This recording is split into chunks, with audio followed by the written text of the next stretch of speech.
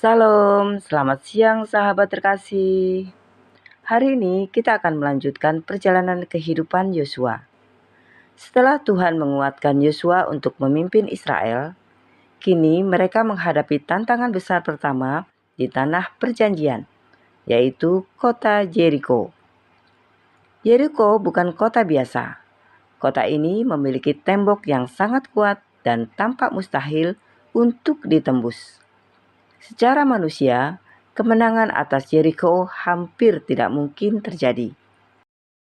Namun, melalui peristiwa ini, Tuhan mengajarkan bahwa kemenangan bukan berasal dari kekuatan manusia, melainkan dari ketaatan kepadanya.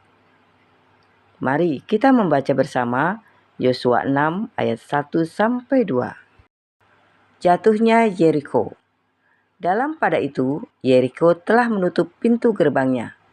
Telah tertutup kota itu karena orang Israel. Tidak ada orang keluar atau masuk. Berfirmanlah Tuhan kepada Yosua, "Ketahuilah, aku serahkan ke tanganmu Yeriko ini beserta rajanya dan pahlawan-pahlawannya yang gagah perkasa." Sahabat terkasih, Yeriko menutup seluruh akses kota karena takut kepada bangsa Israel. Secara kasat mata, Yeriko tampak kuat. Namun Tuhan berbicara dengan cara yang berbeda. Apa yang tampak mustahil bagi manusia sudah berada dalam kendali Tuhan. Yosua 6 ayat 3-5. Haruslah kamu mengelilingi kota itu, yakni semua prajurit harus mengedari kota itu sekali saja. Demikianlah harus engkau perbuat 6 hari lamanya. Dan 7 orang imam harus membawa 7 sangkakala tanduk domba di depan tabut. Tetapi pada hari yang ketujuh, 7 kali kamu harus mengelilingi kota itu, sedang para imam meniup sangkakala. Apabila sangkakala tanduk domba itu panjang bunyinya, dan kamu mendengar bunyi sangkakala itu, maka haruslah seluruh bangsa bersorak dengan suara yang nyaring, maka tembok kota itu akan runtuh. Lalu bangsa itu harus memanjatnya, masing-masing langsung ke depan. Sahabat terkasih, perintah Tuhan sangat tidak biasa. Bukan menyerang, bukan memanjat tembok, bukan menggunakan senjata perang.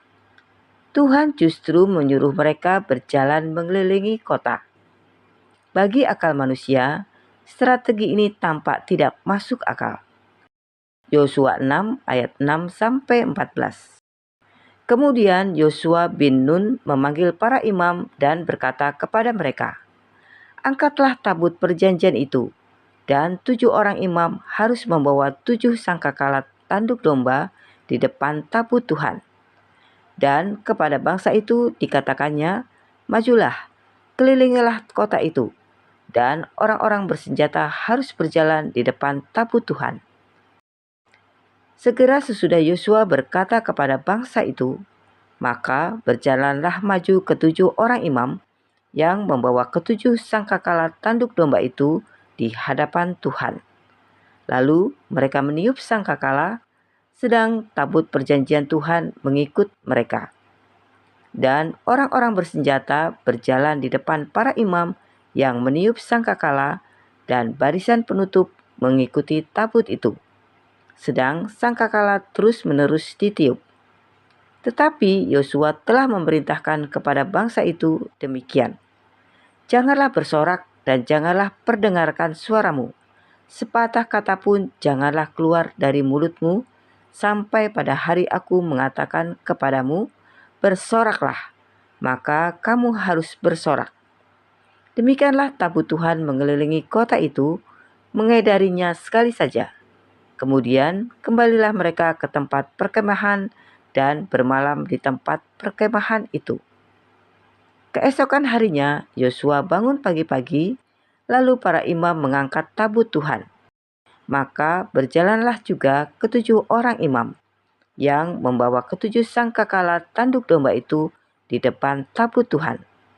Sambil berjalan mereka meniup sangkakala, sedang orang-orang bersenjata berjalan di depan mereka dan barisan penutup mengikut tabut Tuhan, sementara sangkakala terus-menerus ditiup. Demikianlah pada hari kedua mereka mengelilingi kota itu sekali saja, lalu pulang ke tempat perkemahan. Dan begitulah dilakukan mereka 6 hari lamanya. Sahabat terkasih, bangsa Israel mulai melakukan apa yang Tuhan perintahkan. Yosua 6 ayat 15-16. Tetapi pada hari yang ketujuh, mereka bangun pagi-pagi. Ketika fajar menyingsing dan mengelilingi kota 7 kali dengan cara yang sama, hanya pada hari itu mereka mengelilingi kota itu 7 kali. Lalu pada ketujuh kalinya, ketika para imam meniup sangkakala, berkatalah Yosua kepada bangsa itu, "Bersoraklah, sebab Tuhan telah menyerahkan kota ini kepadamu." Sahabat terkasih, hari ketujuh menjadi hari penentuan.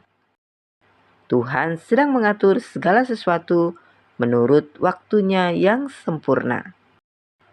Yosua 6 ayat 17-19. Dan kota itu dengan segala isinya akan dikhususkan bagi Tuhan untuk dimusnahkan. Hanya Rahab, perempuan sundal itu, akan tetap hidup. Ia dengan semua orang yang bersama-sama dengan dia dalam rumah itu, karena ia telah menyembunyikan orang suruhan yang kita suruh. Tetapi kamu ini, jagalah dirimu terhadap barang-barang yang dikhususkan untuk dimusnahkan, supaya jangan kamu mengambil sesuatu dari barang-barang yang dikhususkan itu, setelah mengkhususkannya, dan dengan demikian membawa kemusnahan atas perkemahan orang Israel dan mencelakakannya. Segala emas dan perak serta barang-barang tembaga dan besi adalah kudus bagi Tuhan. Semuanya itu akan dimasukkan ke dalam perbendaharaan Tuhan. Sahabat terkasih, setelah menjanjikan kemenangan, Tuhan memberikan perintah yang sangat jelas. Tidak semua hasil kemenangan boleh diambil sesuka hati. Ada bagian yang telah dikhususkan bagi Tuhan. Tuhan ingin bangsa Israel memahami bahwa kemenangan yang mereka peroleh berasal dari Tuhan, bukan dari kekuatan mereka sendiri.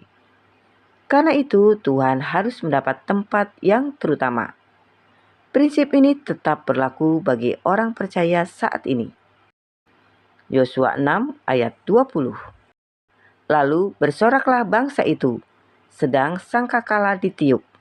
Segera sesudah bangsa itu mendengar bunyi sangkakala, bersoraklah mereka dengan sorak yang nyaring. Maka runtuhlah tembok itu.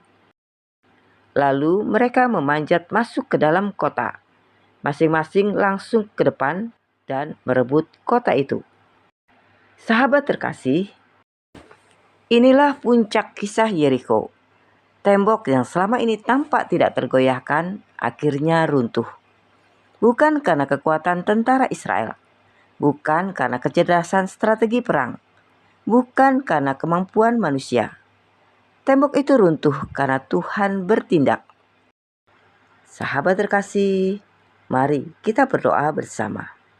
Bapa yang Maha Baik, terima kasih untuk firman-Mu pada siang ini. Ajarlah kami untuk memiliki iman seperti Yosua dan bangsa Israel, yang tetap taat meskipun belum melihat hasilnya. Kami menyerahkan seluruh pergumulan kami ke dalam tangan-Mu, dan percaya bahwa tidak ada yang mustahil bagi-Mu. Di dalam nama Tuhan Yesus Kristus, kami berdoa dan mengucap syukur. Amin.